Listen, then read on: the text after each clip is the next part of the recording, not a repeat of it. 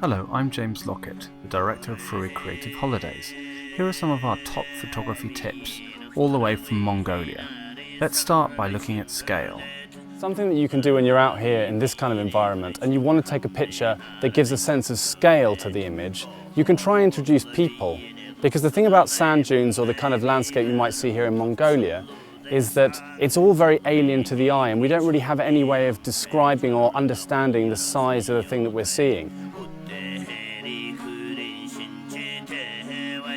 So by introducing a person into the landscape, something that's quite recognisable to the human eye, you suddenly get a much better understanding of the simply vast nature of the landscapes you see around here. One thing Mongolia has a lot of is horses, and apart from being very fun to ride, they're a national institution. Young boys here start racing up to 30 kilometres at 4 years old.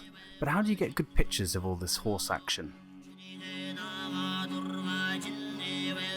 When you're at a traditional Nardam or a horse festival like this one of the things that's important to think about is speed and how you capture speed. That's because our cameras are able to record different kinds of images by opening and closing at different speeds. So the way that we deal with speed in camera and recording motion is by using either the TV or the S function on our cameras. That gives us a list of numbers that indicates how quickly a camera opens and closes. If we have a very high number, then we can capture motion in the air, a droplet of water, a person being thrown off a horse, something like that.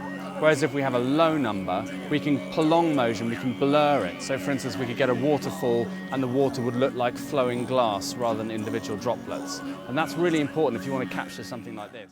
In our camera, time is dealt with in fractions of a second. So an image like this would have been taken at around 1,000th of a second. So look for that high number to get an image where everything's frozen in time. Whereas an image like this, where you can see a lot of fluid movement, probably would have been taken around 15th of a second, which is usually symbolised by a 1/15. Mongolia has a population of about 3 million people. Incredibly, half those amounts still live a purely nomadic lifestyle, moving the location of their gur tents about 4 times a year to look for better pastures. Now there's no doubting that you can get some typically beautiful and amazing documentary shots of people going about their daily lives on the steppe, but how do you avoid only coming back with postcard shots? I think one other problem that people have whenever they come to a holiday destination is getting a bit trapped up in the sort of travel fantasy ideal, coming back with a number of photos they can tick off the list.